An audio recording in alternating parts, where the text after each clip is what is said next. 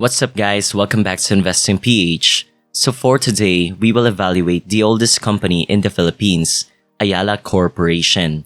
Now Ayala's stock price had been stagnant for quite some time and even dropped at some point. But the big question is it really undervalued?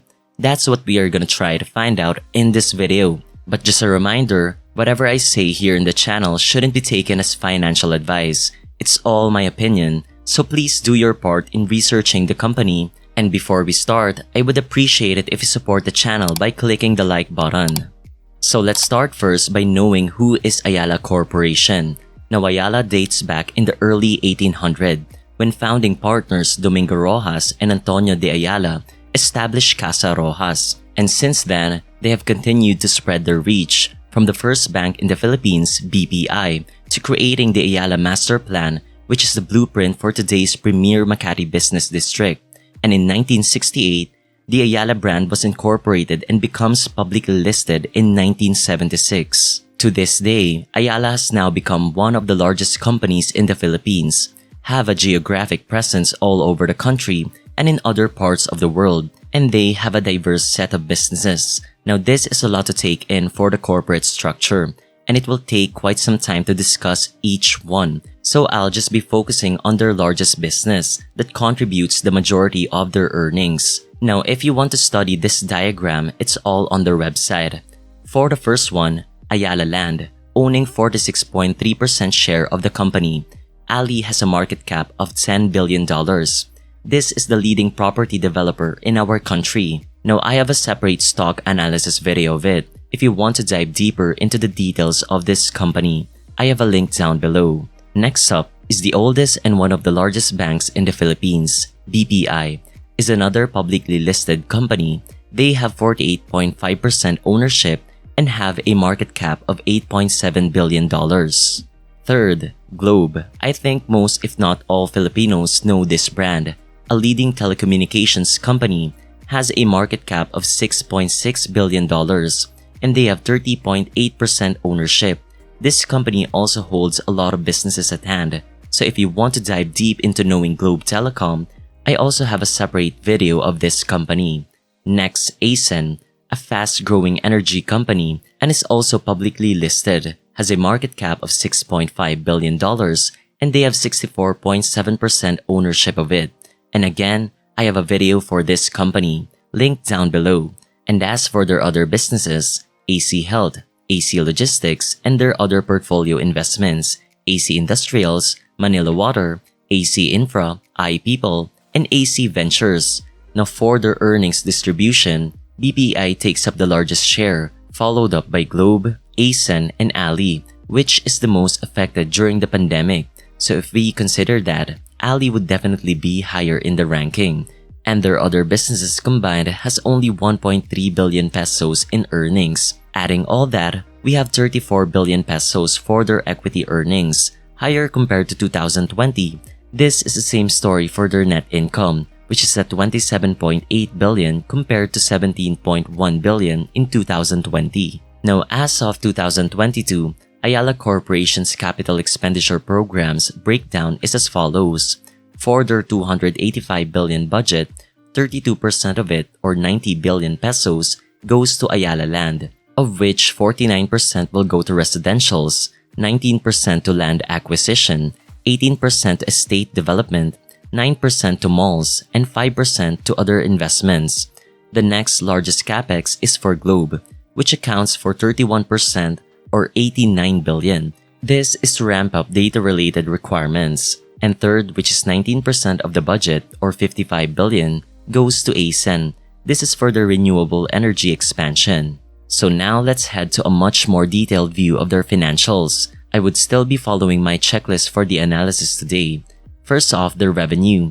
We can see they have been consistent in their growth for the past 10 years. The only time they had a negative growth was in 2020 during the pandemic. Though they've managed to recover slightly in 2021, this isn't enough to push them back to their pre-pandemic revenue.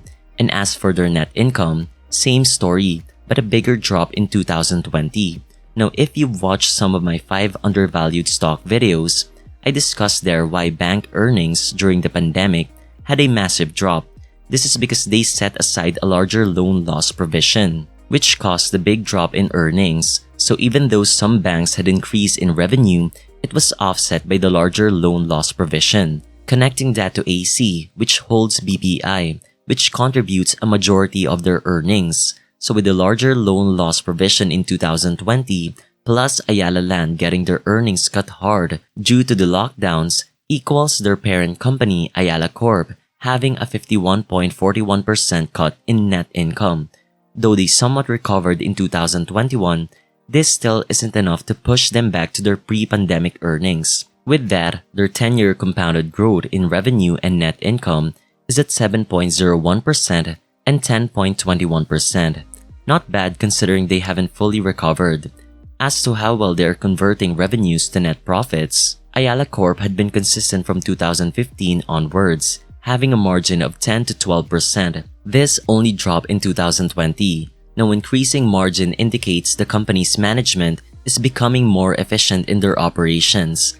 Though this is better if we compare it to other companies to see how well they are doing in their industry, but since they are a holding company with a different set of businesses, it would be much harder since you have to dive deep into each of their businesses, like compare Globe to other companies such as PLDT, Converge, or Ayala Land to other real estate companies like Megaworld, Philinvestland, so on and so forth. So if you want to know more about this, I have a stock analysis videos for those companies. It would help you out in your research, so better watch it.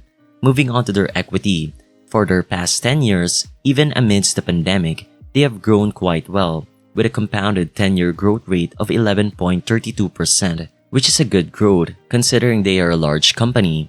Now, as to how well they're using their equity to produce net profits, their 5-year ROE average is 9.6%, which is again not bad, only 0.4% short of my checklist, since I look for it to be at least 10% and above. Now for me, this is still acceptable because what pulled their ROE down was 2020 and 2021, wherein they only had 5.05% and 7.66%. But for the past years, 2014 to 2019, their ROE stands at 10 to 11.5%.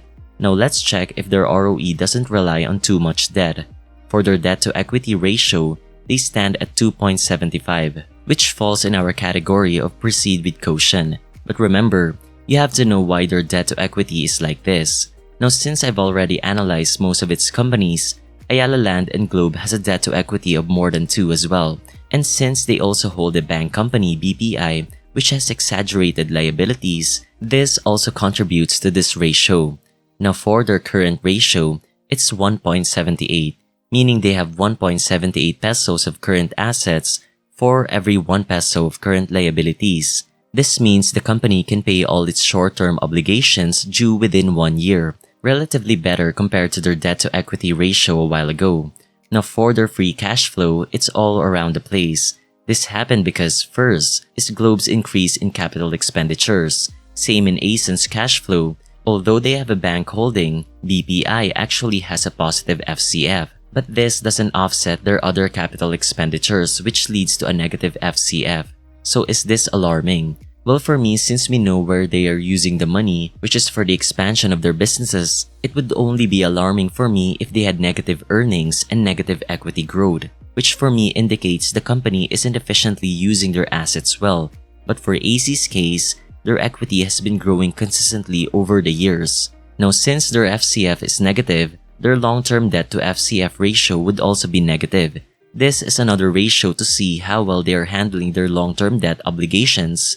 Ideally, we want this ratio to be as low as possible. Now for their price to earnings ratio, they have a ratio of 13, meaning you are paying 13 times what the company is earning.